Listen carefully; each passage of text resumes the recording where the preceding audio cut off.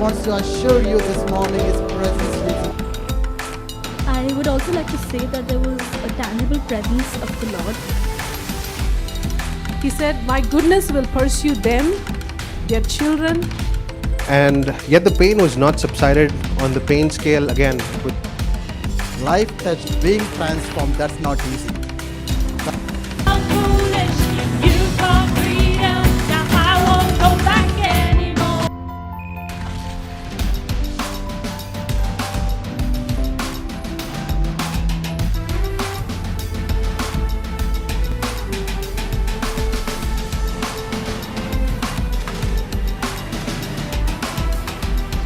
ಈ ವರ್ಷದಲ್ಲಿ ಒಂದು ಹೊಸ ಸರಣಿಯನ್ನು ಪ್ರಾರಂಭಿಸಿದ್ದೆ.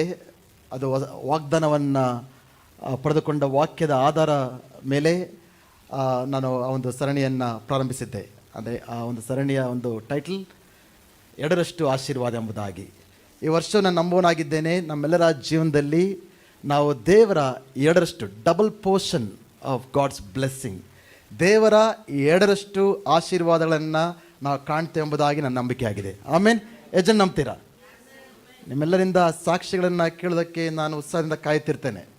ಈಗಾಗಲೇ ಪ್ರತಿ ವಾರ ನಾನು ಕೇಳ್ತಾ ಇದ್ದೀನಿ ಆಲ್ರೆಡಿ, ಈ ವಾಕ್ಯವು ಯಾವ ರೀತಿಯಾಗಿ ಜನರ ಜೀವನದಲ್ಲಿ ಕಾರ್ಯ ಮಾಡ್ತಾ ಇದೆ, ಸಾಕ್ಷಿಗಳು ಯಾವ ರೀತಿಯಾಗಿ ಬರ್ತಾ ಎಂಬುದಾಗಿ ಈಗಾಗಲೇ ನಾನು ಕೇಳ್ತಾ ಇದ್ದೇನೆ. ಭಾಳ ಸಂತೋಷವುಳ್ಳವನಾಗಿದ್ದೇನೆ.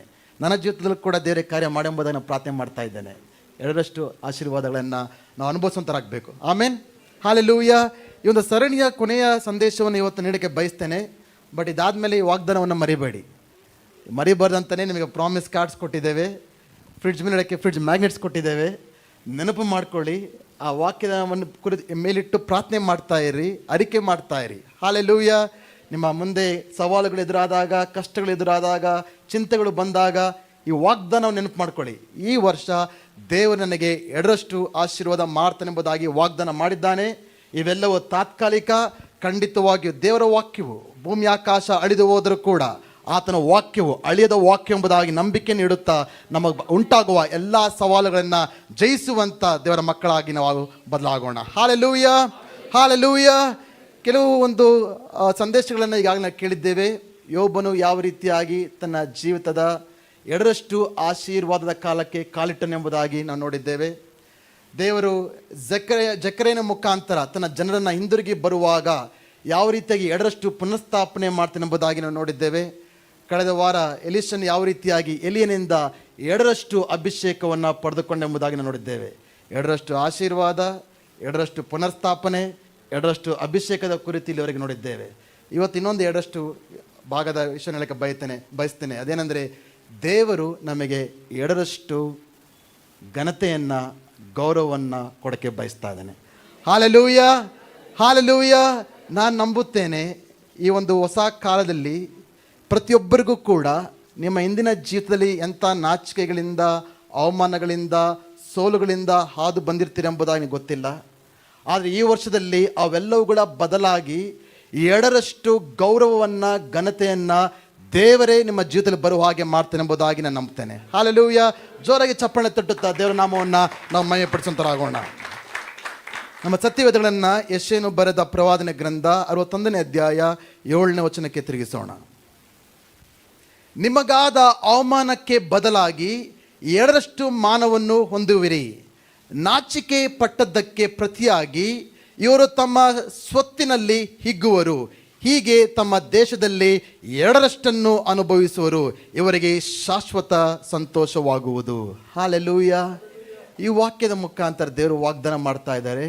ನಮಗೆ ಆದಂಥ ನಾಚಿಕೆಯ ಬದಲಾಗಿ, ಅವಮಾನಗಳ ಬದಲಾಗಿ, ಸೋಲಿಗೆ ಬದಲಾಗಿ ದೇವರು ಪ್ರತಿಯೊಬ್ಬರಿಗೂ ಕೂಡ, ನೀವು ನಂಬುವುದಾದರೆ, ಈ ವಾಕ್ಯವನ್ನು ಗಿಟ್ಟೆಗೆ ಹಿಡಿದುಕೊಳ್ಳುವುದಾದರೆ, ಅರಿಕೆ ಮಾಡುವುದಾದರೆ, ದೇವರಿಗೆ ವಿಧೇಯರಾಗಿ ಬಾಳುವುದಾದರೆ, ನಿಮ್ಮ ಜೀವಿತಗಳಲ್ಲಿ ಈ ವರ್ಷದಲ್ಲಿ ನಿಮಗಾದ ಎಲ್ಲ ಅವಮಾನದ ಬದಲಾಗಿ ದೇವರು ಎರಡರಷ್ಟು ಮಾನವನ್ನು, ಗೌರವವನ್ನು, ಘನತೆಯನ್ನು ಬರಮಾಡೋದಕ್ಕೆ ಸಿದ್ಧವಾಗಿದ್ದಾನೆ ದೇವರು.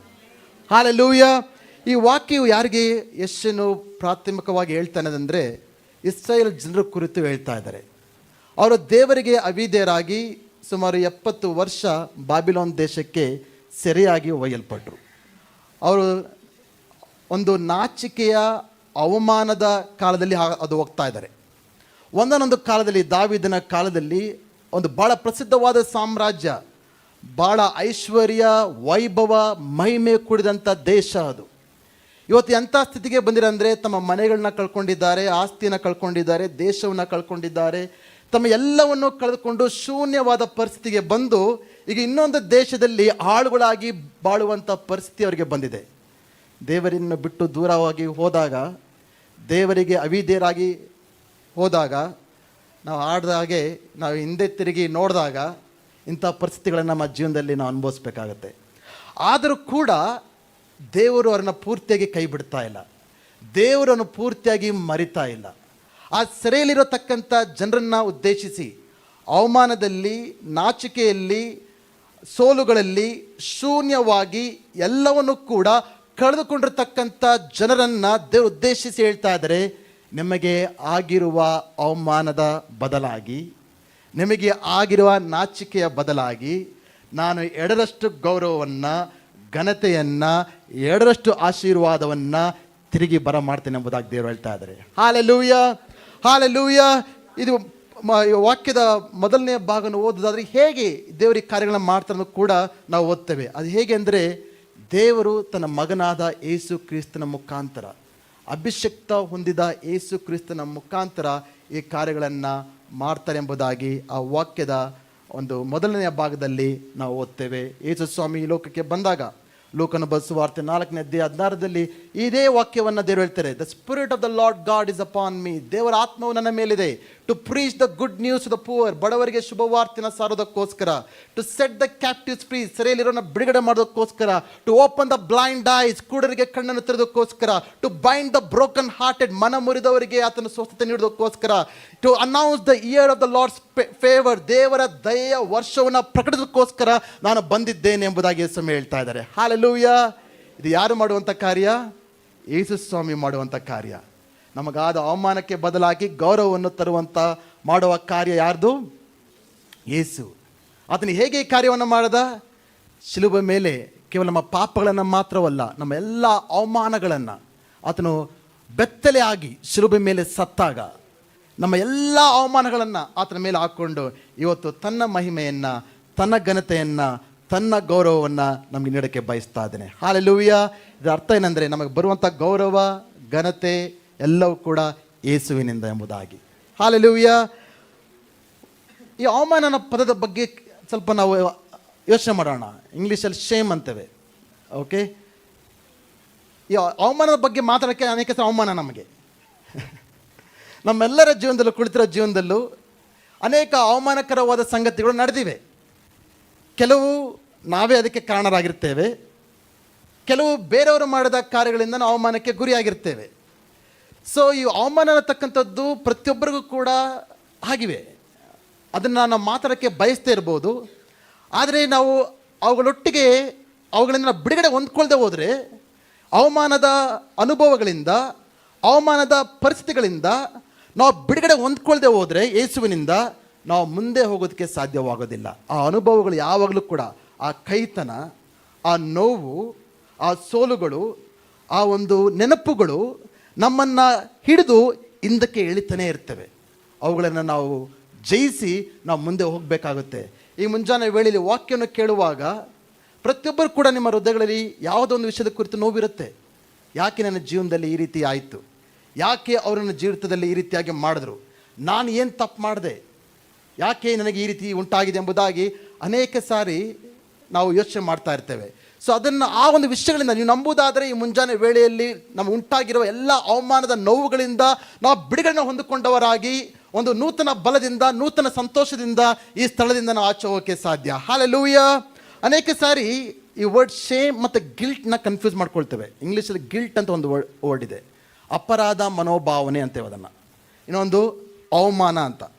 ಆ್ಯಕ್ಚುಲಿ ಬೈಬಲಲ್ಲಿ ಅವಮಾನ ಅನ್ನೋ ಪದ, ಅದರ ಬೇರೆ ಬೇರೆ ಒಂದು ಅರ್ಥಗಳು ಸುಮಾರು 345 ಸಾರಿ ಉಪಯೋಗಿಸಲ್ಪಟ್ಟಿವೆ. ಗಿಲ್ಟ್ ಅನ್ನೋ ಪದ, ಅಪರಾಧ ಮನೋಭಾವನೆ ಸುಮಾರು ಒಂದು 140 ಸಾರಿ ಉಪಯೋಗಿಸಲ್ಪಟ್ಟಿದೆ. ಬಟ್ ಗಿಲ್ಟ್ ಬಗ್ಗೆ ಹೆಚ್ಚಾಗಿ ಮಾತಾಡ್ತೇವೆ ನಾವು, ಅವಮಾನದ ಬಗ್ಗೆ ಹೆಚ್ಚಾಗಿ ನಾವು ಮಾತಾಡೋದಿಲ್ಲ. ಗಿಲ್ಟ್ಗೆ ಅವಮಾನಕ್ಕೆ ಇರುವ ವ್ಯತ್ಯಾಸ ಏನು ಗೊತ್ತಾ? ಗಿಲ್ಟ್ ಅಂದರೆ, ಅಯ್ಯೋ ನಾನು ತಪ್ಪು ಮಾಡಿಬಿಟ್ಟೆ, ಪಾಪ ಮಾಡಿದಾಗ, ದೇವರ ವಿರುದ್ಧವಾಗಿ ಪಾಪ ಮಾಡಿದಾಗ ನಮ್ಮಲ್ಲಿ ಒಂದು ಅಪರಾಧನೆ ಮನೋಭಾವ ಉಂಟಾಗುತ್ತೆ, ಒಂದು ಚುಚ್ಚುತ್ತೆ. ಆ ರೀತಿ ನಾನು ಮಾಡಬಾರ್ದಾಗಿತ್ತು, ಆ ರೀತಿ ನಾನು ಮಾತಾಡಬಾರ್ದಾಗಿತ್ತು, ಯಾಕೆ ಆ ರೀತಿ ತೀರ್ಮಾನ ತೊಗೊಂಡೆ ಅನ್ನೋದು ನಮಗೆ ಚುಚ್ಚುತ್ತೆ. ದಟ್ ಈಸ್ ಗಿಲ್ಟ್, ಅಪರಾಧ ಮನೋಭಾವನೆ. ಆದರೆ ಅವಮಾನ ಏನು ಗೊತ್ತಾ, ಅದು ಒಂದು ಕಾರ್ಯಕ್ಕೆ ಸೀಮಿತವಾಗಿಲ್ಲ. ನಾನೇ ಸರಿ ಇಲ್ಲ, ನನಗೆ ಯೋಗ್ಯತೆ ಇಲ್ಲ, ನಾನು ಯಾವುದಕ್ಕೆ ಬೆಲೆ ಬಾಳೋದಿಲ್ಲ, ನಾನು ಅಪ್ರಯೋಜಕನು ಅನ್ನೋ ಅವಮಾನ ಆ ರೀತಿ ನಿಮ್ಮನ್ನು ಹೇಳೋಕ್ಕೆ ಮಾಡುತ್ತೆ. Guilt is connected to action, but shame is connected to your identity. ಅವಮಾನ ಅನ್ನೋದು ನಾನೇ ಸರಿ ಇಲ್ಲ ಅನ್ನೋ ಒಂದು ಇದಕ್ಕೆ ಹೋಗ್ಬಿಡ್ತೀರ. ನೀವು ಸರಿಯಾದ ಆಗದ ಕಾರ್ಯಗಳನ್ನ ಮಾಡಿರ್ಬೋದು, ದಟ್ ಈಸ್ ಗಿಲ್ಟ್. ಬಟ್ ಅವಮಾನ ಅಂತ ಅಂದ್ಕೊಂಡಾಗ ನನ್ನ ಜೀವಿತ ಸರಿ ಇಲ್ಲ, ನಾನೇ ಸರಿ ಇಲ್ಲ ಅನ್ನೋ ಹೇಳೋ ಒಂದು ಪರಿಸ್ಥಿತಿಗೆ ನೀವು ಬಂದುಬಿಡ್ತೀರಾ. ಬಟ್ ಇವತ್ತು ನಾವು ಅರ್ಥ ಮಾಡ್ಕೊಳ್ಬೇಕಾಗಿದೆ, ದೇವರು ಆ ಒಂದು ಅವಮಾನಗಳಿಂದ ನಮ್ಮನ್ನು ಹೊರ ತೆಗೆಯೋಕ್ಕೆ ಬಯಸ್ತಾ ಇದ್ದಾರೆ. ನಾವು ಅಯೋಗ್ಯರಲ್ಲ, ನಾವು ಅಪ್ರಯೋಜಕರಲ್ಲ. ದೇವರು ನಮ್ಮನ್ನು ತನ್ನ ರಕ್ತದಿಂದ ವಿಮೋಚಿಸಿ ತನ್ನ ರಾಜವಂಶಸ್ಥನಾಗಿ ದೇವರು ನಮ್ಮನ್ನು ಮಾಡಿ ನಮಗೆ ಗೌರವವನ್ನು ಘನತೆಯನ್ನು ನೀಡಿರುವಂಥ ದೇವರಾಗಿದ್ದಾನೆ. ಹಲ್ಲೆಲೂಯ. ಅನೇಕ ವಿಷಯಗಳ ಕುರಿತು ನಮ್ಮ ಅವಮಾನ ಆಗಿರ್ಬೋದು. ಕೆಲವೊಮ್ಮೆ ನಮ್ಮ ಆತ್ಮೀಯ ಜೀವಿತದ ಕುರಿತು ಅವಮಾನ ಆಗಿರ್ಬೋದು. ನಾವು ದೇವರ ವಿರುದ್ಧವಾಗಿ ಪಾಪ ಮಾಡಿರ್ಬೋದು, ಆತ್ಮೀಯ ಜೀವನದಲ್ಲಿ ದೂರವಾಗಿರ್ಬೋದು. ಅವ್ರು ನೆನೆಸ್ಕೊಂಡಾಗ ನಮ್ಗೆ ಅವಮಾನ ಆಗ್ಬೋದು. ಆಗುತ್ತಾ? ಕೆಲವೊಮ್ಮೆ ನಾವು ಹಿಂದಿನ ಜೀವಿತದಲ್ಲಿ ಮಾಡಿದ ತಪ್ಪುಗಳು, ಉಂಟಾಗಿರೋ ಸೋಲುಗಳು ನಮಗೆ ಅವಮಾನ ತರ್ತವೆ. ಕೆಲವೊಮ್ಮೆ ನಮ್ಮ ಒಂದು ಅಪಿಯರೆನ್ಸ್ ಬಗ್ಗೆ, ಕಪ್ಪಗಿದ್ದೀನಿ ಅಲ್ಲ ಬೆಳ್ಳಕ್ಕಿದ್ದೀನಿ ಇಲ್ಲ ಕುಳ್ಳಕ್ಕಿದ್ದೀನಿ ಉದ್ದಕ್ಕಿದ್ದೀನಿ, ಆ ನಮ್ಮ ಅಪಿಯರೆನ್ಸ್ ಬಗ್ಗೆ ನಮಗೇನಾಗುತ್ತೆ, ಅವಮಾನ ಉಂಟಾಗುತ್ತೆ. ನಮ್ಮ ಮೇಲೆ ನಮಗೇನೆ ಅಸಹ್ಯ, ಆ ರೀತಿಯಾದ ಅವಮಾನ ಉಂಟಾಗುತ್ತೆ. ಕೆಲವೊಮ್ಮೆ ನಾವು ಹುಟ್ಟಿದ ಕುಟುಂಬ ಸರಿ ಇಲ್ಲ, ನಾವು ಬಡತನದಲ್ಲಿ ಹುಟ್ಟಿದೆ, ಅಥವಾ ಅಪ್ಪ ಅಮ್ಮ ಸರಿ ಇಲ್ಲ, ಅಣ್ಣ ತಮ್ಮ ಸರಿ ಇಲ್ಲ, ನಮ್ಮ ಕುಟುಂಬದಲ್ಲಿ ಆ ನಾಚಿಕೆ ಉಂಟು ಮಾಡುವಂಥ ಕೆಲ ಸಂಗತಿ ನಡುವೆ ನಮ್ಮ ಕುಟುಂಬದ ಬಗ್ಗೆ ನಮಗೆ ಅವಮಾನ ಇರುತ್ತೆ. ಕೆಲವೊಮ್ಮೆ ಸಂಬಂಧಗಳಲ್ಲಿ ಗಂಡ ಸರಿ ಇಲ್ಲ, ಹೆಂಡತಿ ಸರಿ ಇಲ್ಲ ಅಂದರೆ ಅವ್ರ ಜೊತೆ ಆಗಿರತಕ್ಕಂಥ ಡಿವೋರ್ಸ್ ಆಗಿರ್ಬೋದು. ಕೆಲವೊಮ್ಮೆ ಆ ಒಂದು ವಿಷಯಗಳ ಕುರಿತು ನಮಗೆ ಅವಮಾನ ಆಗಿರುತ್ತೆ. ಕೆಲವೊಮ್ಮೆ ಮಾನಸಿಕ ರೋಗಗಳಿರ್ಬೋದು, ನಮಗೆ ಅವುಗಳ ಕುರಿತು ನಮಗೆ ಅವಮಾನ ಇರುತ್ತೆ. ಕೆಲವೊಮ್ಮೆ ನಾವು ಮಾಡುವಂಥ ಕೆಲಸಗಳು, ಕಾರ್ಯಗಳು, ವ್ಯಾಪಾರಗಳು, ಅದರಲ್ಲಿ ಉಂಟಾಗಿರ್ತಕ್ಕಂಥ ಸೋಲುಗಳು ಅಥವಾ ಕೆಳಮಟ್ಟದಲ್ಲಿದ್ದರೆ ಅವುಗಳ ಕುರಿತು ನಮಗೆ ಅವಮಾನ ಆಗುತ್ತೆ. ನಮ್ಮ ಕೆಲಸದ ಬಗ್ಗೆ ಹೇಳ್ಕೊಳ್ಳೋಕ್ಕೆ ಇತರರಿಗೆ ಇಷ್ಟ ಆಗಲ್ಲ. ಕೆಲವೊಮ್ಮೆ ನಾವು ಪಾಪದ ಅಡಿಕ್ಷನ್ಸಲ್ಲಿರ್ತೇವೆ, ಕೆಟ್ಟ ಒಂದು ಚಟಗಳಿರ್ತೇವೆ, ಅದು ಯಾರಿಗೂ ಗೊತ್ತಾಗದೇ ಇರ್ಬೋದು. ಅದು ನಮ್ಮೊಳಗೆ ನಾವು ಚಟಗಳಲ್ಲಿ ನಾವು ತೊಳ್ಕೊಂಡಿರ್ತೇವೆ. ಬಟ್ ಅದನ್ನು ಕುರಿತು ನಮಗೆ ಅವಮಾನ, ನಾವು ಹೇಳ್ಕೊಳ್ಳಲ್ಲ, ಮಾತಾಡೋದಿಲ್ಲ, ಯಾರಿಗೂ ಗೊತ್ತಾಗೋದಿಲ್ಲ. ಬಟ್ ನಿಮಗೆ ಗೊತ್ತು ನಾನು ಆ ಚಟದಲ್ಲಿದ್ದೇನೆ ಎಂಬುದಾಗಿ, ಅದನ್ನು ಕುರಿತು ನಿಮಗೆ ಒಂದು ಅವಮಾನ ಇರುತ್ತೆ. ಅಥವಾ ನಿಮ್ಮ ಹಿಂದಿನ ಜೀವಿತದಲ್ಲಿ ಮಾಡತಕ್ಕಂಥ ತಪ್ಪಾದ ನಿರ್ಣಯಗಳು, ತೀರ್ಮಾನಗಳು, ಅಥವಾ ಬೇರೆ ಏನೇ ಕಾರಣಗಳಿರ್ಬೋದು. ನಾನು ಕೆಲವೊಂದು ಎಕ್ಸಾಂಪಲ್ಸ್ ನಾನು ಕೊಟ್ಟೆ ಅಷ್ಟೇ. ಬಟ್ ಪ್ರತಿಯೊಬ್ಬರಿಗೂ ಕೂಡ ಯಾವುದೋ ಒಂದು ವಿಷಯದಲ್ಲಿ ನಮಗೆ ಅವುಗಳ ಕುರಿತು ಯೋಚನೆ ಮಾಡೋಕ್ಕೂ ಅವಮಾನ, ಮಾತಾಡೋಕ್ಕೂ ಅವಮಾನ, ಅದು ಇತರರಿಗೆ ಗೊತ್ತಾಗಬಾರ್ದು ಅಂದ್ಕೊಳ್ತೇವೆ. ಅವಮಾನ, ನಾಚಿಕೆ ಏನು ಮಾಡುತ್ತೆ ಗೊತ್ತಾ? ಫಸ್ಟು ನಮ್ಮನ್ನು ಎಲ್ಲಿ ಈ ನಾಚಿಕೆ ಬಗ್ಗೆ ಫಸ್ಟ್ ಎಲ್ಲಿ ಬರೆಯಲ್ಪಟ್ಟಿದ್ದ ಬೈಬಲಲ್ಲಿ? ಆದಾಮನ ಬಗ್ಗೆಲೇ ನಾವು ನೋಡ್ತೇವೆ. ಆದಿಯಲ್ಲಿ ಆದಾಮನು ಪಾಪ ಮಾಡಿದಾಗ ಏನು ಉಂಟಾಯ್ತು? ಆತನಿಗೆ ನಾಚಿಕೆ ಉಂಟಾಯ್ತು. ಅಲ್ಲಿವರೆಗೂ ಆದಾಮ್ ಅವಳು ಬೆತ್ತಲೆ ಆಗಿದ್ದರು, ಅವ್ರಿಗೆ ನಾಚಿಕೆ ಅನ್ನೋದು ಇರಲಿಲ್ಲ. ಯಾವಾಗ ಅವರು ಪಾಪ ಮಾಡಿದ್ರು ಅವ್ರಿಗೇನುಂಟಾಯಿತು? ನಾಚಿಕೆ ಉಂಟಾದಾಗ ಅವ್ರು ಮಾಡಿದ ಮೊದಲನೇ ಕೆಲಸ ಏನು? ಹೋಗಿ ಬಚ್ಚಿಟ್ಕೊಳ್ತಾ ಇದ್ದಾರೆ. ಅವಮಾನ ನಮ್ಮನ್ನು ಏನು ಮಾಡುತ್ತೆ ಅಂದರೆ ದೇವರಿಂದ, ಜನರಿಂದ ಬಚ್ಚಿಟ್ಕೊಳ್ಳೋ ರೀತಿಯಲ್ಲಿ ಮಾಡುತ್ತೆ. ದೇವರ ಮುಂದೆ ಬರೋಕ್ಕೂ ಇಷ್ಟ ಇಲ್ಲ, ಜನರ ಮುಂದೆ ಬರೋದಕ್ಕೂ ಕೂಡ ಇಷ್ಟ ಇಲ್ಲ. ಒಂದು ವೇಳೆ ಜನರ ಮಧ್ಯದಲ್ಲಿ ಇದ್ದರೂ ಕೂಡ there are invisible walls that we build, ಅದೃಶ್ಯವಾದ ಗೋಡೆಗಳನ್ನು ಕಟ್ಕೊಂಡ್ಬಿಡ್ತೇವೆ. ಯಾರಿಗೂ ನನ್ನ ಬಗ್ಗೆ ಗೊತ್ತಾಗಬಾರ್ದು, ನನ್ನ ಜೀವನದಲ್ಲಿ ಈ ರೀತಿ ನಡೆದಿದೆ ಅನ್ನೋದು ಯಾರಿಗೂ ಗೊತ್ತಾಗಬಾರ್ದು. ಈ ವಿಷಯದ ಬಗ್ಗೆ ನಾವು we will not reveal everything about our selves. ನಮ್ಮ ಬಗ್ಗೆ ಸಂಪೂರ್ಣವಾಗಿ ಎಲ್ಲರೂ ಕೂಡ ಹೇಳ್ಕೊಳ್ಳೋಕ್ಕೆ ನಾವು ಬಯಸೋದಿಲ್ಲ. ಬಟ್ ದೇವರು ಯಾವಾಗ ಈ ನಾಚಿಕೆ, ಅವಮಾನದಿಂದ ನಮಗೆ ಬಿಡುಗಡೆ ಕೊಡ್ತಾರೋ, ನಮ್ಮ ಜೀವಿತದ ಯಾವ ಕ್ಷೇತ್ರ ಕುರಿತ ಆಗಲಿ ಯಾವುದೇ ನಾಚಿಕೆ ಇಲ್ಲದೆ, ಅವಮಾನ ಇಲ್ಲದೆ ನಾವು ಮಾತಾಡ್ಕೊಳ್ಳೋಕ್ಕೆ ಸಾಧ್ಯ. ಹಲ್ಲೆಲೂಯ. ನಮಗೆ ಯಾವುದೇ ಭಯ ಇರೋದಿಲ್ಲ. ದೇವರ ಮುಂದೆ ಬರೋದಕ್ಕೆ ಭಯ ಇರೋದಿಲ್ಲ, ಜನರ ಮುಂದೆ ಬರೋದಕ್ಕೆ ಭಯ ಇಲ್ಲ. ಯಾಕೆಂದರೆ ಇನ್ನು ಮುಂದೆ ನನ್ನನ್ನು ಕುರಿತು ಜನರು ಏನು ಯೋಚನೆ ಮಾಡ್ತಾರೋ, ನನ್ನ ಬಗ್ಗೆ ಜನರು ಏನು ಅಂದ್ಕೊಳ್ತಾರೋ ಅದ್ರ ಬಗ್ಗೆ ಯೋಚನೆಗಿಲ್ಲ. ಯಾಕೆಂದರೆ ದೇವರಿಂದ ಅಂಗೀಕರಿಸಲ್ಪಟ್ಟಿದ್ದೇನೆ, ದೇವರಿಗೆ ಸ್ವಸ್ಥತೆಯನ್ನು ಕೊಟ್ಟಿದ್ದಾನೆ. ಯಾವ ಸಂಗತಿಗಳನ್ನು ಅವಮಾನಕ್ಕೆ ಗುರಿ ಮಾಡಿದ್ದೆಯೋ ಆ ಸಂಗತಿಗಳನ್ನು ಹೇಳ್ಕೊಂಡು ನನಗೆ ದೇವರಿಗೆ ಸಾಕ್ಷಿಯನ್ನು ನೀಡೋಕ್ಕೆ ನಾನು ಸಿದ್ಧ ಆಗ್ತೇನೆ. Hallelujah, hallelujah. ಅಂಥ ಒಂದು ಒಳಗಿನಿಂದ ಬರುವಂಥ ಸ್ವತಂತ್ರವನ್ನು, ಇದು ಹೊರಗಿನಿಂದ ಬರುವಂಥ ಸ್ವತಂತ್ರ ಅಲ್ಲ, ಇದು ಒಳಗಿಂದ, ಹೃದಯದಿಂದ, ಮನಸ್ಸಿನಲ್ಲಿ, ಅಂತರಂಗದಲ್ಲಿ ದೇವರೊಂದು ಬಿಡುಗಡೆಯನ್ನು ನೀಡೋಕ್ಕೆ ಬಯಸ್ತಾ ಇದ್ದಾನೆ. ನಾವು ಬಿಡುಗಡೆ ಹೊಂದ್ಕೊಂಡಾಗ ಪ್ರೇರಣೆ ಹೇಳ್ತೇನೆ, ನಮ್ಮ ಕುಟುಂಬದ ಮಾತಾಡೋಕ್ಕೆ ನಾವು ಅವಮಾನ ಉಂಟಾಗಲ್ಲ. ನಮ್ಮ ಕೆಲಸದ ಬಗ್ಗೆ ಮಾತಾಡೋಕ್ಕೆ ನನಗೆ ಅವಮಾನ ಉಂಟಾಗಲ್ಲ, ನಮ್ಮ ಸೋಲುಗಳ ಬಗ್ಗೆ ಮಾತಾಡೋಕ್ಕೆ ನಮಗೆ ಅವಮಾನ ಉಂಟಾಗಲ್ಲ. ಅವೆಲ್ಲವನ್ನು ಕೂಡ ಹೇಳ್ಕೊಳ್ತೇವೆ, ಧೈರ್ಯವಾಗಿ ಹೇಳ್ಕೊಳ್ತೇವೆ. ಹೌದು, ನಾನು ಆ ರೀತಿ ಆಗಿದ್ದೆ, ಹೌದು ನಾನು ಅದನ್ನು ಮಾಡಿದ್ದೆ, ಆದರೆ ದೇವರನ್ನು ಕ್ಷಮಿಸಿದ್ದಾನೆ, ದೇವರನ್ನ ಬಿಡುಗಡೆ ಕೊಟ್ಟಿದ್ದಾನೆ, ನೀವು ಕೂಡ ಬಿಡುಗಡೆ ಹೊಂದ್ಕೊಳ್ಳೋಕ್ಕೆ ಸಾಧ್ಯ ಎಂಬುದಾಗಿ ನಮ್ಮ ಅವಮಾನಗಳನ್ನು ದೇವರ ಸಾಕ್ಷಿಗಳನ್ನಾಗಿ ತಿರುಗಿಸಲು ಸಾಧ್ಯ. Hallelujah, hallelujah. ಜೋರ ಚಪ್ಪಲಿ ಇಡ್ತಾ ದೇವರ ನಾಮವನ್ನು ನಾವು ಮಹಿಮೆ ಪಡಿಸುವಂತರಾಗೋಣ. ನಾನು ಹೇಳಿದಾಗೆ ಈ ಅವಮಾನ ಏನು ಮಾಡುತ್ತೆ ಅಂದರೆ ನಿಮ್ಮನ್ನು ಹಿಂದಕ್ಕೆ ಎಳಿತಾ ಇರ್ತದೆ. ಇಂದಿನ ಜೀವಿತದಲ್ಲಿ ನಡೆದತಕ್ಕಂಥ ಅವಮಾನದ ಸಂಗತಿಗಳು ನಿಮ್ಮನ್ನು ಯಾವಾಗಲೂ ಕೂಡ ಹಿಂದಕ್ಕೆ ಎಳಿತಾ ಇರ್ತವೆ. ನಿಮ್ಮ ಮುಂದೆ ದೇವರು ಹೊಸ ಬಾಗಿಲುಗಳನ್ನು ತೆರೆದಿಟ್ಟಿರ್ಬೋದು, ಆದರೆ ಈ ಅವಮಾನಗಳು ನಿಮ್ಮನ್ನು ಏನು ಮಾಡ್ತಾ ಇರುತ್ತೆ ಅಂದರೆ ನಿಮ್ಮನ್ನು ಹಿಂದಕ್ಕೆ ಎಳಿತವೆ, ಮುಂದೆ ಹೋಗೋಕ್ಕೆ ಬಿಡೋದಿಲ್ಲ. ನಿಮಗೆ ಭಯ, ನೀವು ಇಂದಿನ ಜೀವನದಲ್ಲಿ ಸೋಲು ಅನುಭವಿಸಿಟ್ಟಿದ್ದೀರಾ, ಈ ಹೊಸ ಅವಕಾಶಗಳು ದೇವರು ಕೊಡ್ತಾ ಇದ್ದಾರೆ, ಕೊಟ್ಟರು ಕೂಡ ಮತ್ತೆ ನಾನು ಸೋತು ಹೋಗ್ಬಿಡ್ತೀನೇನೋ, ಮತ್ತೆ ಹಿಂದೆ ನಡೆದಿದ್ದೇ ಆಗುತ್ತೇನೋ ಅನ್ನೋದಕ್ಕೆ ಭಯ, ನಿಮ್ಮ ಮುಂದೆ ಹೋಗೋದಕ್ಕೆ ಬಯಸೋದಿಲ್ಲ. ಒಂದು ವೇಳೆ ದೇವರು ಹೊಸ ಸಂಬಂಧಗಳನ್ನು ನಿಮ್ಮ ಮುಂದೆ ತರ್ತಾ ಇದ್ದಾರೆ, ಹೊಸ ಫ್ರೆಂಡ್ಶಿಪ್ಸ್, ಹೊಸ ರಿಲೇಷನ್ಶಿಪ್ಸ್, ಹೊಸ ಕನೆಕ್ಷನ್ಸ್, ಹೊಸ ಪಾರ್ಟ್ನರ್ಶಿಪ್ಸ್ ದೇವರು ನಿಮ್ಮ ಮುಂದೆ ತರ್ತಾ ಇರ್ಬೋದು. ಆದರೆ ಇಂದಿನ ಒಂದು ಅನುಭವದಲ್ಲಿ ಜನರಿಗೆ ಮೋಸ ಮಾಡಿರ್ಬೋದು, ನೋವುಂಟು ಮಾಡಿರ್ಬೋದು, ನೀವು ಕೈ ಹಾಕಿ ಸುಟ್ಕೊಂಡಿರ್ಬೋದು. ಅದಕ್ಕೆ ಈಗ ಹೊಸದಾಗಿ ದೇವರು ತರತಕ್ಕಂಥ ಸಂಬಂಧಗಳನ್ನು ಜನರನ್ನು ಕೂಡ ಆ ಅನುಭವಗಳ ಮುಖಾಂತರ ಕಂಡು ನೀವು ಅವರೊಟ್ಟಿಗೆ ಸೇರ್ಕೊಳ್ಳೋಕ್ಕೆ ಬಯಸೋದಿಲ್ಲ, ಆ ಸಂಬಂಧಗಳನ್ನ ಕಟ್ಕೊಳ್ಳೋಕ್ಕೆ ಬಯಸೋದಿಲ್ಲ. ಆ ವ್ಯಕ್ತಿಗಳ ಮುಖಾಂತರ ದೇವರು ತರುವಂಥ ಹೊಸ ಆಶೀರ್ವಾದಗಳನ್ನು ನೀವು ಕಳ್ಕೊಳ್ಳೋಕ್ಕೆ ಸಾಧ್ಯ ಆಗುತ್ತೆ. ಯಾಕೆ ಹೇಳ್ತಾ ಇದ್ದೀನಿ ಗೊತ್ತಾ? ಇವೆಲ್ಲ ನಿಮ್ಮ ಹಿಂದಿನ ಜೀವಿತದ ಅವಮಾನದ ಪರಿಸ್ಥಿತಿಗಳನ್ನು ಜಯಿಸ್ತೇ ಹೋದರೆ ದೇವರು ನಿಮ್ಮ ಮುಂದೆ ತರ್ತಾ ಇರತಕ್ಕಂಥ ಹೊಸ ಅವಕಾಶಗಳನ್ನು ನೀವು ಪಡ್ಕೊಳ್ಳೋಕ್ಕೆ ಸಾಧ್ಯ ಆಗೋದಿಲ್ಲ, ಹೊಸ ಸಂಬಂಧಗಳನ್ನು ನೀವು ಮಾಡ್ಕೊಳ್ಳೋಕ್ಕೆ ಸಾಧ್ಯವಾಗೋದಿಲ್ಲ. ಈ ಅವಮಾನ ಏನು ಮಾಡುತ್ತೆ ಅಂದರೆ ಯಾವಾಗಲೂ ಕೂಡ ನಿಮ್ಮ ದುಃಖದಲ್ಲಿ, ಕೋಪದಲ್ಲಿ, ತುಂಬ ಸಿಟ್ಟು, ಈಸಿಯಾಗಿ ಇರಿಟೇಟ್ ಆಗ್ತಾ ಇರ್ತೀರ. ಒಳಗೆ ಅವಮಾನಗಳು ಇದ್ದರೆ ಜನರನ್ನ ಪ್ರೀತಿ ಮಾಡೋಕ್ಕೆ ಸಾಧ್ಯ ಇಲ್ಲ, ಪ್ರೀತಿ ಪಡ್ಕೊಳ್ಳೋಕ್ಕೂ ಸಾಧ್ಯ ಆಗೋದಿಲ್ಲ, ಪ್ರೀತಿ ಕೊಡೋಕ್ಕೂ ಸಾಧ್ಯ ಆಗಲ್ಲ. ಒಳಗೆ ನಿಮ್ಗೆ ಯಾವಾಗಲೂ ಕೂಡ ಕೋಪ ಉರಿತಾ ಇರುತ್ತೆ, ಯಾಕಂದರೆ ಈ ಅವಮಾನಗಳು ಆಗಿರೋ ಒಂದು ವಿಷಯದಿಂದ. ಈ ಒಂದು ಅವಮಾನ ಏನು ಮಾಡುತ್ತೆ ಅಂದರೆ it will make you to isolate yourself. ನಿಮ್ಮನ್ನು ನೀವು ಜನರಿಂದ ದೂರವಾಗಿ ಇರುವಂತೆ ಅದು ಮಾಡುತ್ತೆ. ಇದು completely it will make you the negative person. ನಿಮ್ಮ ಅವಮಾನಗಳನ್ನು ನೀವು ಜಯಿಸ್ತೇ ಹೋದರೆ ನಿಮ್ಮ ಮಾತಿನಿಂದ ಬರುವಂಥ ಫಸ್ಟ್ ಮಾತು ಯಾವಾಗಲೂ ಕೂಡ ನೆಗೆಟಿವ್ ಆಗೇ ಇರುತ್ತೆ. ಯಾವುದ್ರಲ್ಲೂ ಪಾಸಿಟಿವ್ ಆಗಿರೋ ಸಂಗತಿಗಳಲ್ಲಿ ಕೂಡ ನೀವು ನೆಗೆಟಿವನ್ನೇ ಹುಡುಕ್ತೇ ಹೊರತು ನೀವು ಪಾಸಿಟಿವ್ ಆಗಿ ನೋಡೋಕ್ಕೂ ಮಾತಾಡೋಕ್ಕೆ ಸಾಧ್ಯನೇ ಇಲ್ಲ.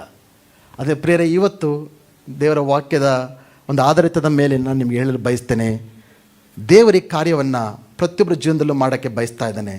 ನಿಮ್ಮ ಅವಮಾನಗಳಿಂದ ನಿಮ್ಮನ್ನು ಹಿಡಿದು ಅದರಿಂದ ಹೊರಗೆ ತಂದು 2ರಷ್ಟು ಗೌರವವನ್ನು, 2ರಷ್ಟು ಘನತೆಯನ್ನು, 2ರಷ್ಟು ಮಹಿಮೆಯನ್ನು ದೇವರ ಮತರಕ್ಕೆ ಬಯಸ್ತಾ ಇದ್ದಾನೆ.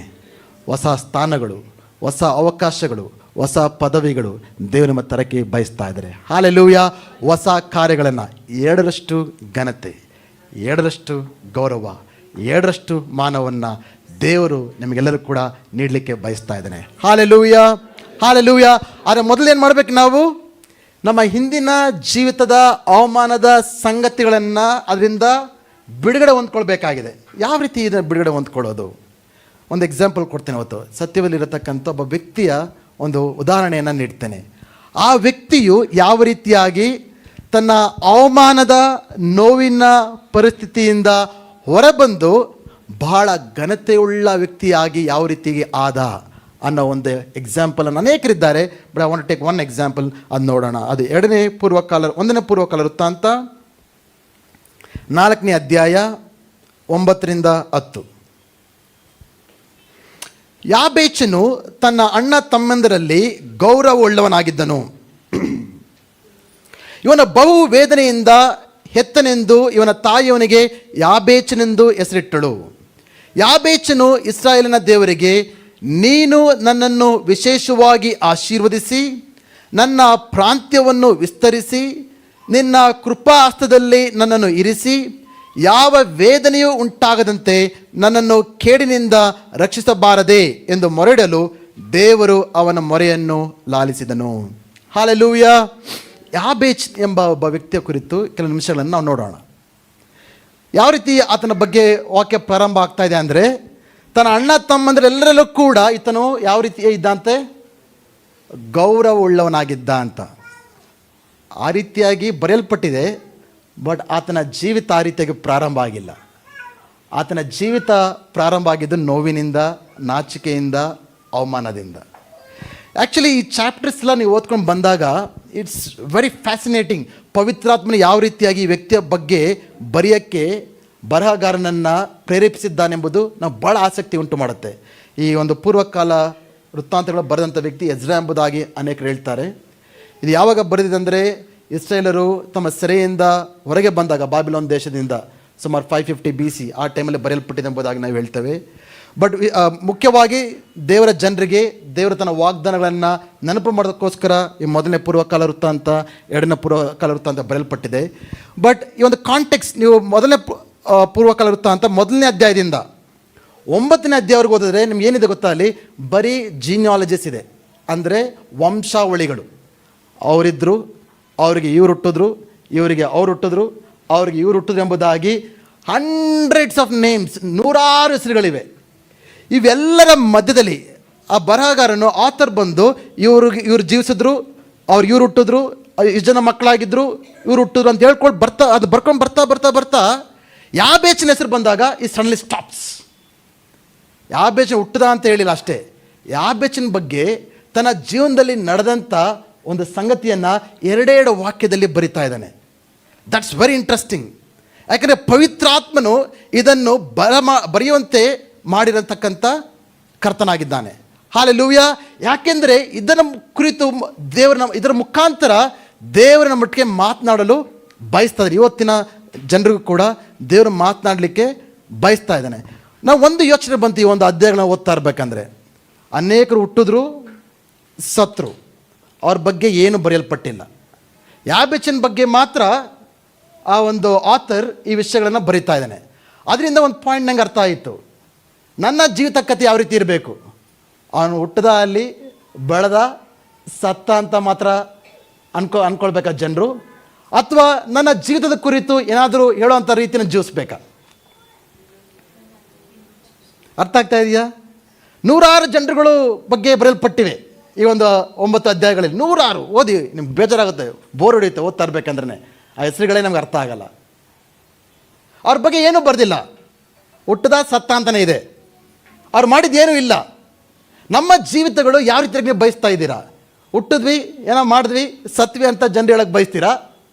ಆ ಥರ ಈ ವ್ಯಕ್ತಿ ದೇವರಿಗೆ ಭಯಪಟ್ಟಂಥ ವ್ಯಕ್ತಿ, ಈ ವ್ಯಕ್ತಿ ದೇವರಲ್ಲಿ ಪ್ರಾರ್ಥಿಸಂಥ ವ್ಯಕ್ತಿ, ಈ ವ್ಯಕ್ತಿ ದೇವರ ಘನಪಡಿಸಂಥ ವ್ಯಕ್ತಿ, ಈ ವ್ಯಕ್ತಿ ದೇವರ ಮೇಲೆ ನಂಬಿಕೆ ಇಟ್ಟಂಥ ವ್ಯಕ್ತಿ, ಈ ವ್ಯಕ್ತಿ ದೇವರಿಗೆ ಅನೇಕರಿಗೆ ಆಶೀರ್ವಾದವಾಗಿದ್ದಂಥ ವ್ಯಕ್ತಿ ಅಂತ ಜನರು ಹೇಳೋದಕ್ಕೆ ನೀವು ಬಯಸ್ತೀರಾ? ಯಾವ ರೀತಿ ಹೇಳೋದಕ್ಕೆ ಬಯಸ್ತೀರಾ ನೀವು? ಅದನ್ನ ಇವತ್ತು ನೀವು ತೀರ್ಮಾನ ಮಾಡ್ಕೊಳ್ಬೇಕು.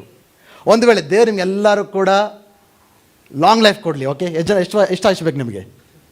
80, 90, 100 ಸೆಂಚುರಿ ಬೇಕಾಗಿರೋದ್ರಿ ಇಲ್ಲಿ. God bless you with century.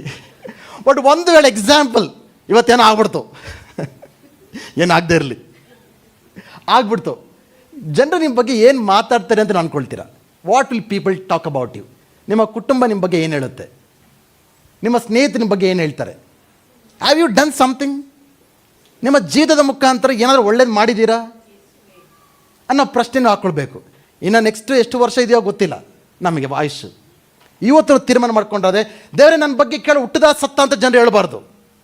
But ನಾನು ಏನಾದರೂ ಮಾಡಿದೆ, ನನ್ನಿಂದ ಜನರಿಗೆ ಏನಾದರೂ ಆಗಿರಬೇಕು, ನಿನ್ನ ಸೇವೆ ಕಟ್ಟಲ್ಪಡಬೇಕು, ನಿನ್ನ ಉದ್ದೇಶವು ಪೂರೈಸಲ್ಪಡಬೇಕು ಅನ್ನೋ ತೀರ್ಮಾನವನ್ನು ಇವತ್ತು ನಾವು ಮಾಡ್ಕೊಳ್ಬೇಕು. ಹಾಲೆಲೂಯಾ. ಯಾಬೇಚನ ಆ ರೀತಿಯಾಗಿ ತನ್ನ ಒಂದು ಸಂತತಿಯಲ್ಲಿ ಒಬ್ಬ ವ್ಯತ್ಯಾಸವುಳ್ಳ ವಿಭಿನ್ನವಾದ ವ್ಯಕ್ತಿಯಾಗಿದ್ದ. ಹಾಲೆಲೂಯಾ. ಈ ಒಂದು ಯೋಚನೆಯು ನಮ್ಮನ್ನು ಪ್ರೇರೇಪಿಸಲಿ. ಇನ್ನೊಂದು ಎರಡನೇ ನಾವು ಇದರಲ್ಲಿ ಗಮನಿಸಬೇಕಾಗಿರೋದು ಏನಂದರೆ, ಆತನ ಪ್ರಾರಂಭ ಭಾಳ ಅವಮಾನದ ಪ್ರಾರಂಭ. ತನ್ನ ಸ್ವಂತ ತಾಯಿಯು ಮಕ್ಕಳಿಗೆ, ಇವತ್ತಿನ ಜನ ಮಕ್ಕಳು ಹುಟ್ಟಿದಾಗ ತಂದೆ ತಾಯಿಗಳು ಎಷ್ಟು ಯೋಚನೆ ಮಾಡ್ತೀವಲ್ಲ, ಮಕ್ಕಳಿಗೆ ಏನು ಹೆಸರು ಇಡಬೇಕೆಂಬುದಾಗಿ. ಕನ್ನಡ ಎಲ್ಲ ಮುಗ್ದೋಗ್ಬಿಟ್ಟಿದೆ ಇವಾಗೆಲ್ಲ Greek, Hebrew, Latin, European, Sanskrit ಹುಡ್ಕಾಡ್ಬಿಡ್ತೀವಿ. ಒಂದು ವಿಭಿನ್ನವಾಗಿರಬೇಕು ಹೆಸರು. ಯಾರು ಯಾವ ಮಕ್ಕಳು ಕೂಡ ಇಟ್ಟಿರಬಾರ್ದು. It should be really interesting ಎಂಬುದಾಗಿ ಭಾಳ ನಾವು ಯೋಚನೆ ಮಾಡ್ತೇವೆ. ಬಟ್ ಇವ್ರು ನೋಡಿ ಅಂಥ ನೋವು ಕೊಟ್ಟರು, ಎಂಥ ಹೆಸರು ಕೊಟ್ಟರು ಅವ್ರ ತಾಯಿ. ಇಲ್ಲಿಗೆ ಯಾರು ಯಾಬೇಚ್ ಅಂತ ಹೆಸರಿಟ್ಕೊಂಡಿದ್ದೀರಾ? ಇಲ್ಲ ಅಲ್ಲ. ಯಾಕೆ? ಆ ನೋವಿನ ಅರ್ಥನೇ ಏನು? ವೇದನೆ, ನೋವು. ಊಹಿಸ್ಕೊಳ್ಳಿ, ಅವನು ಹುಟ್ಟಿ ಬೆಳೆದಿದ್ದಾನೆ, ಫ್ರೆಂಡ್ಸ್ ಎಲ್ಲ ಆಟಾಡಕ್ಕೆ ಹೋಗ್ತಾ ಇದ್ದಾನೆ, ಫ್ರೆಂಡ್ಸ್ ಎಲ್ಲ ಹೇಳ್ತಾ ವೇದನೆ ಬರ್ತಾ ಇದೆ ನೋಡಲಿ ಅಂದರೆ ಹೆಂಗಿರುತ್ತೆ? ವೇದನೆ ಹೇಗಿದೆ? ಚೆನ್ನಾಗಿದೆಯಾ ವೇದನೆ? ಊಟ ಮಾಡ್ದ ವೇದನೆ? ಅವನ ಹೆಸರು ಕರೆದಾಗಲ್ಲ ನಮಗೆ ಈ ಭಾಷೆಯಲ್ಲಿ ಅರ್ಥ ಆಗಲ್ಲ, ಬಟ್ ಆ ಭಾಷೆಯಲ್ಲಿ ರಿಯಾಲಿಟಿ. ವೇದನೆ, ನೋವು, ಅವಮಾನ. ಹುಟ್ಟಿದಾಗಿಂದ ಅವನ ಹೆಸರಿಂದನೇ his identity got a hit.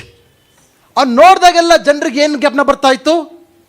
ನೋವು, ಅವಮಾನ, ನಿಂದೆ, ಪರಿಹಾಸ್ಯ. ನಿಮ್ಮ ಒಂದು ಪ್ರಾರಂಭ ಯಾವ ರೀತಿಯಾಗಿತ್ತೋ ಗೊತ್ತಿಲ್ಲ ನನಗೆ. ನೀವು ಹುಟ್ಟಿದಾಗ ಯಾವ ರೀತಿ ಇತ್ತೋ ನಿಮ್ಮ ಕುಟುಂಬ, ನಿಮ್ಮ ಪರಿಸ್ಥಿತಿ ಅಂತ ನಂಗೆ ಗೊತ್ತಿಲ್ಲ. ಒಂದು ವೇಳೆ ನೀವು ಹುಟ್ಟಿದಾಗೆಲ್ಲ ಚೆನ್ನಾಗಿ ಇದ್ದಿರ್ಬೋದು, ಬಟ್ ಬರ್ತಾ ಬರ್ತಾ ಬೆಳೀತಿದ್ದಾಗೆ ನಿಮ್ಮ ಕುಟುಂಬಗಳಲ್ಲಿ, ನಿಮ್ಮ ಜೀವಿತಗಳಲ್ಲಿ ಅನೇಕವಾದ ಅವಮಾನ ಸಂಗತಿಗಳು ನಡೆದಿರ್ಬೋದು. Either at the beginning at somewhere down, lot of shameful things have happened. ನಮ್ಮ ಜೀವಿತದಲ್ಲಿ ಅನೇಕ ಅವಮಾನ ಸಂಗತಿಗಳು ನಡೆಯಲ್ಪಟ್ಟಿವೆ. But there is a choice, ಒಂದು ನಿರ್ಧಾರ ಮಾಡ್ಕೊಳ್ಬೇಕು. ನೀವು ಅವಮಾನದಿಂದ ಪ್ರಾರಂಭಿಸಿ, ಅವಮಾನದಲ್ಲಿ ಜೀವಿಸಿ, ಅವಮಾನದಲ್ಲೇ ಮುಕ್ತಾಯಗೊಳಿಸ್ಕೊಳ್ತೀರ ನಿಮ್ಮ ಜೀವನನ, ಅಥವಾ ನೀವು ಅವಮಾನದಲ್ಲಿ ಬೆಳೆದಿದ್ರು ಕೂಡ, ಅವಮಾನವನ್ನು ಅನುಭವಿಸಿದ್ರು ಕೂಡ, ಈ ಅವಮಾನವನ್ನು ಜಯಿಸಿ ದೇವರು ನಿಮಗೆ ಇಟ್ಟಿರುವ ಉದ್ದೇಶಗಳನ್ನ ಪೂರೈಸಿ ದೇವರು ನಿಮಗೆ ಕೊಡಬೇಕಾಗಿರೋ ಎರಡಷ್ಟು ಘನತೆ, ಗೌರವ, ಮಾನವನ್ನ ಪಡ್ಕೊಳ್ತೀರಿ ಇಲ್ವೋ ಎಂಬುದು ನಿರ್ಧಾರವನ್ನು ನಾವು ಮಾಡ್ಕೊಳ್ಬೇಕಾಗಿದೆ. Hallelujah, hallelujah. ಯಾಬೇಚನ ಒಂದು ಜೀವಿತ ಇವತ್ತು ಅದೇ ನಮ್ಮೊಟ್ಟಿಗೆ ಮಾತನಾಡ್ತಾ ಇದೆ. ನಿಮ್ಮ ಪ್ರಾರಂಭ ಹೇಗೆ ಇದ್ದಿರ್ಬೋದು, ನಿಮ್ಮ ಜೀವಿತದಲ್ಲಿ ಏನೇನು ನಡೆದಿರ್ಬೋದು, but you can make sure that it will not end that way. ಆ ರೀತಿಯಾಗಿ ಮುಗಿಬಾರ್ದು ಎಂಬ ತೀರ್ಮಾನವನ್ನು ನಾವು ಇವತ್ತು ಮಾಡ್ಕೊಳ್ಬೋದು. Hallelujah. Your life as can not end the way as it is. It has to change. ದೇವರು ನಿಮ್ಮ ಜೀವಿತದಲ್ಲಿ ಕಾರ್ಯ ಮಾಡುವಾಗ, ದೇವರನ್ನು ನೀವು ದರ್ಶಿಸುವಾಗ, ದೇವರನ್ನು ನೀವು ಸಂಧಿಸುವಾಗ, ದೇವರ ಮೇಲೆ ನಂಬಿಕಿಟ್ಟುವಾಗ, ಪೂರ್ತಿಯಾಗಿ ನೀವು ಆತನನ್ನೇ ಆತುಕೊಳ್ಳುವಾಗ, ನಿಮ್ಮ ಜೀವಿತದ ಚರಿತ್ರೆಯನ್ನು, ನಿಮ್ಮ ಜೀವಿತದ ಕಥೆಯನ್ನು ಆತ ತಿರುಗಿಸಿ ಬದಲಾಯಿಸುವಂಥ ದೇವರಾಗಿದ್ದಾನೆ. Hallelujah, hallelujah. ಅಂಥ ಒಂದು ಕೆಲಸ ಯಾಬೇಚನ್ ಏನು ಮಾಡ್ದ? ಆತರ ಜೀವಿತನ ಬದಲಾಯಿಸಿದ ರೀತಿಯಲ್ಲಿ ಆಗೋದಕ್ಕೆ ಯಾಬೇಚನ್ ಏನು ಮಾಡ್ದ? What did you do? ಏನು ಮಾಡ್ದ? ನಾವೇನು ಮಾಡ್ಬೇಕು ಇವತ್ತು? ಯಾಬೇಚನು ಪ್ರಾರ್ಥನೆ ಮಾಡ್ದ. ಈ ಕ್ರೈಡ್ ಏನು ಓದ್ತೇವೆ? ಯಾಬೇಚನು ಇಸ್ರಾಯೇಲಿನ ದೇವರನ್ನು ನೋಡುತ್ತಾ ಪ್ರಾರ್ಥನೆ ಮಾಡ್ತಾ ಇದ್ದಾನೆ. ಆತನ ಜೀವಿತದಲ್ಲಿ ಟರ್ನಿಂಗ್ ಪಾಯಿಂಟ್ ಯಾವಾಗ ಬಂತು ಅಂದರೆ when it turn to the lord. ಅನೇಕರಿಗೆ ದೇವರ ಕಡೆಗೆ ತಿರುಗಿಕೊಳ್ಳೋಕೆ ಕೂಡ ನಮ್ಗೆ ಅಷ್ಟು ಮನಸ್ಸಿರೋದಿಲ್ಲ. ಯಾಕೆ? ಕೆಲವರು ಇದನ್ನು ಹೇಳ್ಕೊಳ್ಳೋದಿಲ್ಲ, ಬಟ್ ನನಗೆ ಗೊತ್ತು, ಈ ಯೋಚನೆ ಮನೇಲಿ ಇರ್ತೇವೆ. ಯಾಕೆ ದೇವರು ನನಗೆ ಅವಮಾನ ತಂದರು? ದೇವ್ರ ಮೇಲೆ ಕೋಪ ಇರುತ್ತೆ, ದೇವ್ರ ಮೇಲೆ ಸಿಟ್ಟಿರುತ್ತೆ. ಯಾಕೆ ದೇವ್ರು ಬಂದು ನನಗೆ ಕಾಪಾಡಲಿಲ್ಲ? ಯಾಕೆ ದೇವ್ರು ನನಗೆ ಈ ರೀತಿಯ ಪರಿಸ್ಥಿತಿ ಹುಟ್ಟೋದಕ್ಕೆ ನನಗೆ ಮಾಡಿದ್ರು? ದೇವ್ರು ಯಾಕೆ ನನ್ನ ಜೀವನದಲ್ಲಿ ಈ ರೀತಿ ಎಲ್ಲ ಆಗೋದಕ್ಕೆ ಕೈ ಬಿಟ್ಬಿಟ್ರು ಅನ್ನೋ ದೇವ್ರ ಮೇಲೆ ಕೋಪ ಇರುತ್ತೆ. ಸಭೆಗೆ ಬರ್ಬೋದು, ಪ್ರಾರ್ಥನೆ ಮಾಡ್ಬೋದು, ಯಾಕೆ ನಾವು ಕ್ರೈಸ್ತರಾಗಿದ್ದೇವೆ, ದೇವ್ರ ಮಕ್ಕಳಾಗಿದ್ದೇವೆ. ಒಂದು ಕಡೆ ಪ್ರೀತಿ ಇದೆ, ನಂಬಿಕೆ ಇದೆ, ಅದು ಇದೆ, ಇಲ್ಲ ಅಂತ ಹೇಳ್ತಾ ಇಲ್ಲ. ಬಟ್ ಇನ್ನೊಂದು ಕಡೆ ದೇವ್ರ ಮೇಲೂ ಕೂಡ ಅನೇಕರಿಗೆ ಸಿಟ್ಟಿರುತ್ತೆ, ಕೋಪ ಇರುತ್ತೆ. God was not fair with me. ದೇವರು ನನಗೆ ಸರಿಯಾಗಿ ನ್ಯಾಯ ಮಾಡಿಲ್ಲ ಅನ್ನೋ ಒಂದು ಯೋಚನೆ ಇರುತ್ತೆ. ಬಟ್ ಯಾಬೇಚನು ಆ ರೀತಿಯಾಗಿ ನೋಡಲಿಲ್ಲ. ಯಾಕೆ? ದೇವರೇ, ನಾನೇನು ತಪ್ಪು ಮಾಡಿದೆ? ಈ ಥರ ಕುಟುಂಬದಲ್ಲಿ ಯಾಕೆ ನನ್ನ ಹುಟ್ಟಿಸ್ದೆ? ನನ್ನ ಸ್ವಂತ ತಾಯಿನೇ ನನಗೆ ನೋವು ಅಂತ ಹೆಸರಿಟ್ಬಿಟ್ರು. ಯಾಕೆ ಹುಟ್ಟಿದಾಗ ತಾಯಿ ಹೆಸರಿಟ್ಟೋ ಗೊತ್ತಿಲ್ಲ. ಒಂದು ವೇಳೆ ಗಂಡ ಪಕ್ಕದಲ್ಲಿಲ್ವೇನೋ, maybe she was a single parent, I don't know. ಅಥವಾ ಭಾಳ she went through unnatural pain, delivery ಕೊಡಬೇಕಿದ್ರೆ ತುಂಬ ನೋವಿನಿಂದ ಹೋದ್ಲು. ಬಟ್ ಬೇಡವಾದ ಮಗು ಏನೋ, they didn't plan this child. ಈ ಮಗು ಅವರಿಗೆ ಬೇಡವಾಗಿರ್ಲಿಲ್ವೇನೋ, ಅನ್ಪ್ಲ್ಯಾನ್ಡ್ ಚೈಲ್ಡ್. ಅಥವಾ ಈ ಮಗು ಹುಟ್ಟಿದಾಗ ನನ್ನ ಕುಟುಂಬದ ಇನ್ನೊಬ್ಬ ಮಗುನ ಸಾಕಬೇಕಾ? ಯಾವ ಯೋಚನೆ ತೋ ಗೊತ್ತಿಲ್ಲ. ತಾಯಿ ಹೃದಯದಲ್ಲಿ ನೋವು ಅಂತ ಹೆಸರಿಟ್ಬಿಟ್ಲು, ವೇದನೆ ಅಂತ ಹೆಸರಿಟ್ಬಿಟ್ಲು. ಯಾವ ರೀತಿ ಅಂದ್ಕೊಂಡಿರ್ಬೋದು, ಯಾಕೆ ದೇವರೇ ಈ ರೀತಿ ಅದು ಕುಟುಂಬದ ಹುಟ್ಟಿಸ್ದೆ ಅಂದ್ಕೊಳ್ಬೋದಾಗಿತ್ತು. ಬಟ್ ಅವೆಲ್ಲವನ್ನು ಕೂಡ ಮೀರಿ ದೇವರ ಮೇಲೆ ಆತನ ನಂಬಿಕೆ ಇಟ್ಟು ದೇವರ ಮುಂದೆ ಪ್ರಾರ್ಥನೆ ಮಾಡೋಕ್ಕೆ ಮುಂದಾಗ್ತಾ ಇದ್ದಾನೆ. ಪ್ರಿಯರೇ, ಈ ವರ್ಷದಲ್ಲಿ ನಿಮ್ಮ ಏನು ಯೋಚನೆಗಳಿರಲಿ, ನೋವಿರಲಿ, ಅವೆಲ್ಲವನ್ನು ಕೂಡ ಪಕ್ಕಕ್ಕಿಟ್ಟು ದೇವರ ಮುಂದೆ ಯಥಾರ್ಥವಾಗಿ ಇದ್ದ ಹಾಗೆ ಪ್ರಾಮಾಣಿಕತೆಯಿಂದ ನೀವು ದೇವರ ಮುಂದೆ ಬಂದು ಕರ್ತನೇ, ದೇವರೇ ಎಂಬುದಾಗಿ ನೀವು ಕೂಗಿಕೊಳ್ಳುವಾಗ ನಿಮ್ಮ ನೋವಿನಲ್ಲಿ, ನಿಮ್ಮ ಅವಮಾನದಲ್ಲಿ, ನಿಮ್ಮ ಸೋಲುಗಳಲ್ಲಿ ಏನೇ ಆಗಿದ್ರು, ನಿಮ್ಮ ಪರಿಸ್ಥಿತಿ ಏನೇ ಆಗಿದ್ರು, ಜನರು ನಿಮಗೆ ಯಾವ ರೀತಿಯಾಗಿ ಮಾಡಿರ್ಬೋದು, ಅವೆಲ್ಲರ ಮಧ್ಯದಲ್ಲಿ ನೀವು ಇಸ್ರಾಯೇಲ ದೇವರನ್ನ, ಯೇಸುವನ್ನ ನೋಡಿ ಕೂಗುವುದಾದರೆ, ಯಾಬೇಚನಿಗೆ ಯಾವ ರೀತಿಯಾಗಿ ದೇವರು ಎರಡರಷ್ಟು ಮಾನವನ್ನ, ಘನತೆಯನ್ನ, ಗೌರವ ಉಂಟು ಮಾಡಿದ್ರು, ನಮ್ಮ ಜೀವಿತದಲ್ಲೂ ಕೂಡ ನಾವು ಹಾಡಿದ ಹಾಗೆ ಅದನ್ನು ಬದಲಾಗದ ದೇವರು ಬದಲಾಗದ ಕಾರ್ಯಗಳನ್ನ ನಮ್ಮ ಜೀವಿತದಲ್ಲಿ ಅದನ್ನು ಮಾಡುವಂಥ ದೇವರಾಗಿದ್ದಾನೆ. ಹಾಲೆಲೂಯಾ. ಜೋರಾಗಿ ಚಪ್ಪಾಳೆ ತಟ್ಟುತ್ತಾ ದೇವರ ನಾಮವನ್ನ ನಾವು ಮಹಿಮೆ ಪಡಿಸುವಂತರಾಗೋಣ. ಪ್ರಾರ್ಥನೆ ಮಾಡ್ತಾ ಇದ್ದೇನೆ. ಆತನು, ನೀನು ನನ್ನನ್ನು ವಿಶೇಷವಾಗಿ ಆಶೀರ್ವದಿಸಿ, ನನ್ನ ಪ್ರಾಂತ್ಯವನ್ನು ವಿಸ್ತರಿಸಿ, ನಿನ್ನ ಕೃಪಾ ಹಸ್ತದಲ್ಲಿ ನನ್ನನ್ನು ಇರಿಸಿ, ಯಾವ ವೇದನೆಯೂ ಉಂಟಾಗದಂತೆ ನನ್ನನ್ನು ಕೇಡಿನಿಂದ ರಕ್ಷಿಸಬಾರದೆ ಎಂದು ಮೊರೆಯಿಡಲು ದೇವರು ಅವನ ಮೊರೆಯನ್ನು ಲಾಲಿಸಿದನು. ಹಾಲೆಲೂಯಾ. ನಮ್ಮ ದೇವರು ಪ್ರಾರ್ಥನೆಯನ್ನು ಕೇಳುವಂಥ ದೇವರು. ದೇವರ ವಾಕ್ಯ ಹೇಳ್ತದೆ, ಆತನ ಸಾನ್ನಿಧ್ಯದಲ್ಲಿ ನಾವು ಸುರಿಸುವ ಒಂದೊಂದು ತೊಟ್ಟು ಕಣ್ಣೀರನ್ನು ಕೂಡ ಆತನ ತನ್ನ ಬಾಟ್ಲಲ್ಲಿ ಸೇವ್ ಮಾಡಿಕೊಟ್ಟಿರ್ತಾರೆ ಎಂಬುದಾಗಿ. Hallelujah, hallelujah. ಆತ ನಮ್ಮನ್ನು ಪ್ರಾರ್ಥನೆಯನ್ನು ಕೇಳುವಂಥ ದೇವರಾಗಿದ್ದಾನೆ. ಅನೇಕ ವಿಷಯಗಳು ಹೇಳ್ಬೋದು, ಸಮಯ ಮುಗಿತಾ ಇದೆ. ಬಟ್ ಈ ಪ್ರೇಯರ್ ಒಂದು ಇಂಟ್ರೆಸ್ಟಿಂಗ್ ಪ್ರೇಯರ್ ಏನಂದರೆ, ಇಂಗ್ಲೀಷಲ್ಲಿ ಬರೆಯಲ್ಪಟ್ಟಿದೆ, that I may not cause pain. ಆದರೆ ಕನ್ನಡದಲ್ಲಿ ಅಷ್ಟು ಸ್ಪಷ್ಟವಾಗಿಲ್ಲ. ಒಂದು ಪ್ರಾರ್ಥನೆ ಅಂಶ ಏನಾಗಿದೆ ಜಾಬೇಸ್ ಮಾಡಿದಂದರೆ, ದೇವರೇ ನನ್ನಿಂದ ಬೇರೆಯವ್ರಿಗೆ ವೇದನೆಯ ಉಂಟಾಗಬಾರ್ದು. What a beautiful prayer. ನಾನು ವೇದನೆಯಲ್ಲಿ ಹುಟ್ಟಿದೆ, ನಾನು ಅವಮಾನವನ್ನು ಅನುಭವಿಸ್ದೆ, ಆದರೆ ದೇವರೇ ನನ್ನಿಂದನೇ ಮುಕ್ತ ಆಗಬೇಕು. ನನ್ನಿಂದ ಇತರರಿಗೆ ನೋವು ಉಂಟಾಗಬಾರ್ದು, ನನ್ನಿಂದ ಇತರರಿಗೆ ವೇದನೆ ಉಂಟಾಗಬಾರ್ದು. ನನ್ನ ನೋವು, ನನ್ನ ವೇದನೆ ನನ್ನಿಂದಲೇ ಮುಗಿಬೇಕು. ಇಂಗ್ಲೀಷಲ್ಲಿ ಮಾತಿದೆ, ಹರ್ಟ್ ಪೀಪಲ್ ಅಂತ. ಯಾರೊಳಗೆ ನೋವಿರುತ್ತೋ ಅವ್ರ ಇತರ ನೋವೇ ಕೊಡ್ತಾರೆ, ಬೇರೆ ಏನೋ ಕೊಡಲ್ಲ. ನಿಮ್ಮೊಳಗೆ ನೋವು, ಅವಮಾನ, ಕಹಿತನ ಇವೆಲ್ಲ ಇದ್ದರೆ ನೀವು ಹೊರಗೆ ಬರೋದೇನೋ ಅದೇನೆ. ಸೊ ನೆಕ್ಸ್ಟ್ ಟೈಮ್ ನಿಮ್ಗೆ ಯಾರೋ ನೋವು ಉಂಟು ಮಾಡ್ತಾ ಇದ್ರೆ ಅರ್ಥ ಮಾಡ್ಕೊಳ್ಳಿ, ಅವ್ರ ಒಳಗೇನೋ ನೋವಿದೆ ಅಂತ ಅರ್ಥ ಮಾಡ್ಕೊಳ್ಳಿ ಅವ್ರನ್ನ. It is a beautiful prayer. ಯಾಬೇಚನ ಪ್ರಾರ್ಥನೆ ಮಾಡ್ತಾ ಇದ್ದೇನೆ, ನನ್ನಿಂದ ಯಾರಿಗೂ ಕೂಡ ಇಟ್ ಶುಡ್ ಎಂಡ್ ಹಿಯರ್. ಅದು ಯಾವಾಗ ಆಗುತ್ತೆ? When you end your shame with yourself. ನಿಮ್ಮ ಅವಮಾನವನ್ನು ನಿಮ್ಮಿಂದಲೇ ಅದು ಮುಕ್ತಾಯಗೊಂಡಾಗ, then you will be a wellspring of joy, becoming a blessing to others. ನೀವು ಒಂದು ಸಂತೋಷದ ಬುಗ್ಗೆ ಆಗ್ತೀರ, ಇತರರಿಗೆ ಸಂತೋಷವನ್ನು ತುಂಬಿಸುವಂಥ ಬುಗ್ಗೆ ಆಗಿ ಹರಿತಾ ಇರ್ತೀರ. ದೇವರು ಆ ರೀತಿಯ ಕಾರ್ಯ ಮಾಡಲು ಸಾಧ್ಯ. ಆಮೇಲೆ ಈ ಪ್ರಾರ್ಥನೆಯನ್ನು ಓದಬೇಕಂದ್ರೆ ಇನ್ನೊಂದು ಯೋಚನೆ ಬಂತು. ಯಾಬೇಚನ ರೀತಿಗೆ ಪ್ರಾರ್ಥನೆ ಮಾಡೋದನ್ನು ಯಾರು ಕೇಳಿಸ್ಕೊಂಡ್ರು, ಯಾರು ಬರೆದ್ರು? ಯಾಬೇಚನಿದ್ದ ಕಾಲನೇ ಬೇರೆ. ಆತನ ಯಾವ ಕಾಲ ಅಂದರೆ, ನಾವು ಮುಂದ್ಗಡೆ ಹಿಂದ್ಗಡೆ ಜನರ ಬಗ್ಗೆ ಎಲ್ಲ ಓದಿದ್ರೆ ಗೊತ್ತಾಗುತ್ತೆ. ಯೋಶುವನ ಕಾಲದಲ್ಲಿದ್ದಂಥ ವ್ಯಕ್ತಿ ಇರ್ತಾನೆ ಯಾಬೇಚನು. ಯಾಬೇಚನಿಗೆ ಪ್ರಾರ್ಥನೆ ಮಾಡಬೇಕಂದ್ರೆ ಯಾರು ಕೇಳಿಸ್ಕೊಂಡ್ರು, ಯಾರು ಬರೆದ್ರು? ಎಲ್ಲ ಹಾಕ್ಬಿಡಿ ಭವಿಷ್ಯದ ಮೇಲೆ ಮಾಡೋ ಕೆಲಸಗಳಿಗೆಲ್ಲ.